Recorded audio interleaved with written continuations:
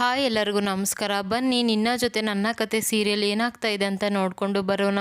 ಭೂಮಿ ಅಜಿತ್ ಹತ್ರ ಮಾತಾಡ್ತಾ ಇರಬೇಕಾದ್ರೆ ಅತ್ತೆ ಒಬ್ಬರಿಗೆ ಈ ವಿಚಾರನ ಹೇಳೋಣ ಅಂತ ಹೇಳ್ತಾಳೆ.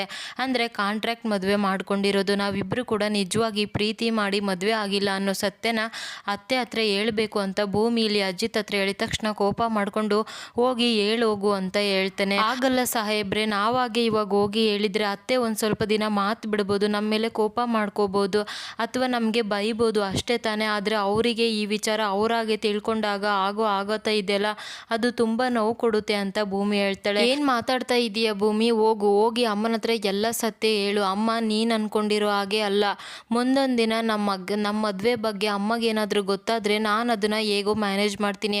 ಹಾಗೆ ನಿನಗೂ ಕೂಡ ಎಷ್ಟೋ ಸಲ ಹೇಳಿದ್ದೀನಿ, ಇದು ನಿಮ್ಮ ಮನೆ ಅಂತ ಫೀಲ್ ಮಾಡಿಕೊಂಡು ಎಲ್ಲದೂ ಕೂಡ ನಂದು ಅಂತ ಮಾಡೋಕ್ಕೆ ಹೋಗಬೇಡ ಅಂತ. ಆದರೆ ನಿನಗೆ ಅರ್ಥನೇ ಆಗ್ತಾ ಇಲ್ಲ ಅಲ್ವಾ. ನೋಡು ಭೂಮಿ, ನಮ್ಮಿಬ್ಬರ ಮದುವೆ 1 ವರ್ಷದ ಕಾಂಟ್ರಾಕ್ಟ್ ಮದುವೆ ಅಷ್ಟೇ ಅಂತ ಹೇಳ್ಬಿಡ್ತಾನೆ. ಅವಾಗ ಭೂಮಿ ಕೋಪ ಮಾಡಿಕೊಂಡು, ಏನು ಸಾಹೇಬ್ರೆ ನೀವು ನಿಜವಾಗ್ಲೂ ನೀವು ಮನುಷ್ಯರ ಕಲ್ಬಂಡೆನ ಅಂತ. ಅಲ್ಲ, ಮನುಷ್ಯರು ಭಾವನೆಗಳನ್ನು ಅರ್ಥನೇ ಮಾಡ್ಕೊಳೋದಿಲ್ಲ ನೀವು. ಯಾವಾಗ ನೋಡಿದ್ರು ನೀನು ಹೊರಗಿನವಳು, ಮನೆ ಬಿಟ್ಟೋಗಳು ಅಂತ ಹೇಳ್ತಾನೆ ಇರ್ತೀರಾ. ಒಂದು ಕ್ಷಣ ನೀವು ಬೇಕಿದ್ರೆ ಇದು ಕಾಂಟ್ರಾಕ್ಟ್ ಮದುವೆ 1 ವರ್ಷದ ಮದುವೆ ಅಂತ ಮರ್ತೋಗ್ಬೋದು, ಆದರೆ ನಾನು ಯಾವುದೇ ಕಾರಣಕ್ಕೂ ಮರೆಯೋದಿಲ್ಲ. ಹಾಗೆ ಇನ್ನೊಂದು ವಿಚಾರ ಸಾಹೇಬ್ರೆ, ನಾನು ನಿಮಗೆ ಹೆಂಡತಿ ಆಗಿ ನಟನೆ ಮಾಡ್ತಾ ಇರ್ಬೋದು, ಆದರೆ ಯಾವತ್ತೂ ಕೂಡ ಈ ಮನೆ ಸೊಸೆ ಆಗಿ ನಟನೆನ ನಾನು ಮಾಡಿಲ್ಲ.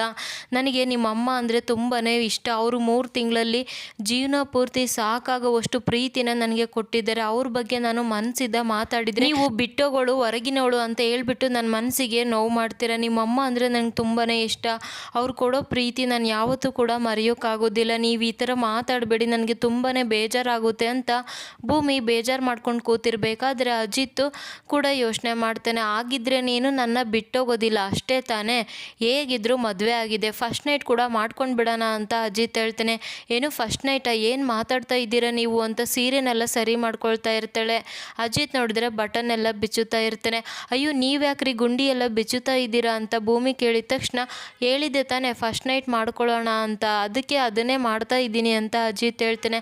ನೋಡಿ ಸಾಹೇಬ್ರೆ ಸುಮ್ಮನೆ ಇರಿ, ಬೇಡ ಅಂದರೆ ಬೇಡ ಅಷ್ಟೇ ಅಂತ ಹೇಳ್ಬಿಟ್ಟು ಮಂಚನ ಹತ್ತಿ ನಿಂತ್ಕೊಳ್ತಾಳೆ. ಬೇಡ ಸಾಹೇಬ್ರೆ, ಯಾಕೆ ಇವತ್ತು ಗಂಡು ಗೂಳಿ ಥರ ಮಾಡ್ತಾ ಇದ್ದೀರಾ ಅಂತ ಕೇಳ್ತಾಳೆ. ಅಯ್ಯೋ ಭೂಮಿ, ನಾನಿವತ್ತು ನಿಜವಾಗ್ಲೂ ಕೂಡ ಗಂಡು ಗೂಳಿ ಆಗಿದ್ದೀನಿ ಅಂತ ಹೇಳ್ತೇನೆ. ಬೇಡ ಸಾಹೇಬ್ರೆ ಅಂತ ಹೇಳ್ತಾ ಇರಬೇಕಾದ್ರೆ, ಬೇಡ ಬೇಡ ಅಂದೆ ಮಂಚ ಹತ್ತಿ ನಿಂತ್ಕೊಂಡು ಬಿಟ್ಟಿದೀಯ ನೀನು ಆಲ್ರೆಡಿ ಅಂತ ಹೇಳ್ತಾನೆ.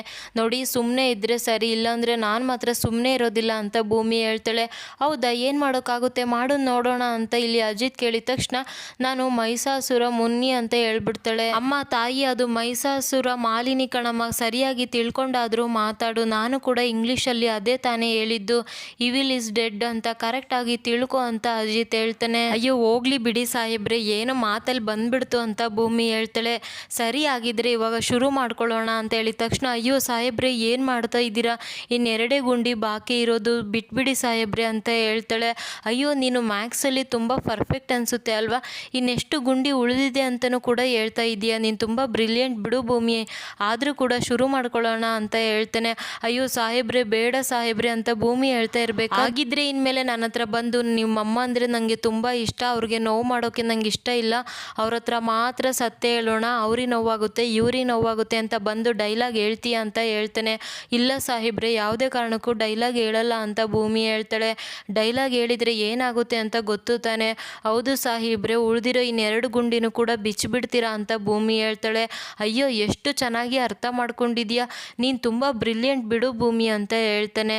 ನೋಡು ಆಗಿದ್ರೆ ಇವಾಗ ಜಾಣೆ ಥರ ಹೋಗ್ಬಿಟ್ಟು ಡ್ರೆಸ್ನ ಚೇಂಜ್ ಮಾಡಿಕೊಂಡು ಆರಾಮಾಗಿ ಮಲ್ಕೋ ಅಂತ ಹೇಳ್ತಾನೆ.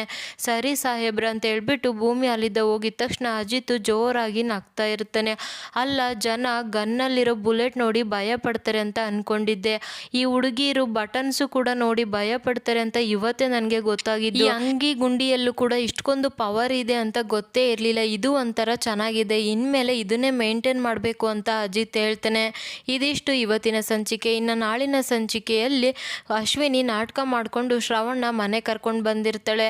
ಅಜಿತ್ ಎಲ್ಲೋ ಇದೆಯಾ ಅಂತ ಕರೆದ್ಬಿಟ್ಟು ಮನೆಯವರೆಲ್ಲರೂ ಕೂಡ ಹಾಲ್ಗೆ ಬರೋ ಹಾಗೆ ಮಾಡ್ತಾನೆ. ಏನು ನನ್ನ ಮಗಳೇ ಅಲ್ಲ, DNA ಟೆಸ್ಟ್ ಮಾಡಿಸು ಅಂತ ಹೇಳಿದೆ ಅಂತೆ.